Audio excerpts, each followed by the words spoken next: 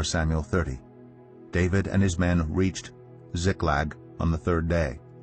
Now the Amalekites had raided the Negev and Ziklag. They had attacked Ziklag and burned it, and had taken captive the women and everyone else in it, both young and old.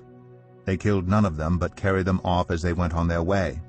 When David and his men reached Ziklag, they found it destroyed by fire, and their wives and sons and daughters taken captive.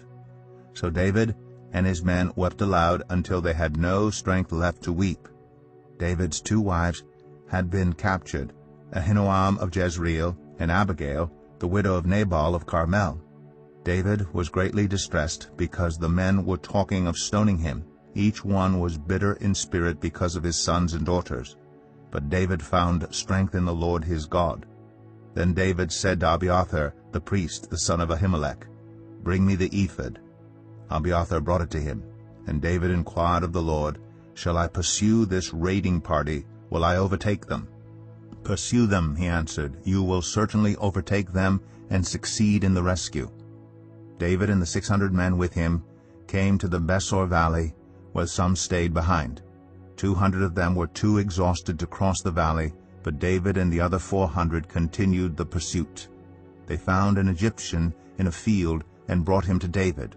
They gave him water to drink and food to eat, part of a cake of pressed figs and 2 cakes of raisins. He ate and was revived, for he had not eaten any food or drunk any water for 3 days and 3 nights. David asked him, "Who do you belong to? Where do you come from?" He said, "I am an Egyptian, the slave of an Amalekite. My master abandoned me when I became ill 3 days ago. We raided the Negev of the Kerethites, some territory belonging to Judah, and the Negev of Caleb, and we burned Ziklag." David asked him, "Can you lead me down to this raiding party?" He answered, "Swear to me before God that you will not kill me or hand me over to my master, and I will take you down to them." He led David down, and there they were, scattered over the countryside, eating, drinking, and reveling because of the great amount of plunder they had taken from the land of the Philistines and from Judah.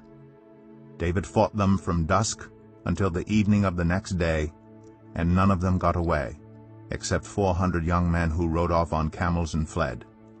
David recovered everything the Amalekites had taken, including his 2 wives. Nothing was missing, young or old, boy or girl, plunder or anything else they had taken. David brought everything back. He took all the flocks and herds, and his men drove them ahead of the other livestock, saying, "This is David's plunder." Then David came to the 200 men who had been too exhausted to follow him, and who were left behind at the Besor valley. They came out to meet David and the men with him. As David and his men approached, he asked them how they were.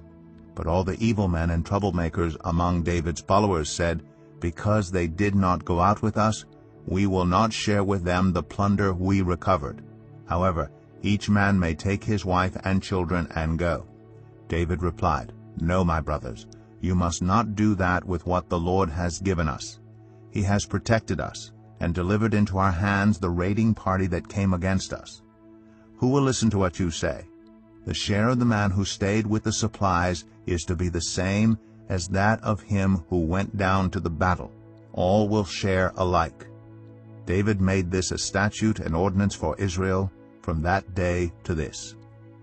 When David reached Ziklag, he sent some of the plunder to the elders of Judah, who were his friends, saying, "Here is a gift for you from the plunder of the Lord's enemies." David sent it to those who were in Bethel, Ramoth, Negev, and Jatir, to those in Aroer, Siphmoth, Eshtemoa, and Rakal, to those in the towns of the Jerahmeelites and the Kenites, to those in Hormah, Bor Ashan, Athak, and Hebron, and to those in all the other places where he and his men had roamed.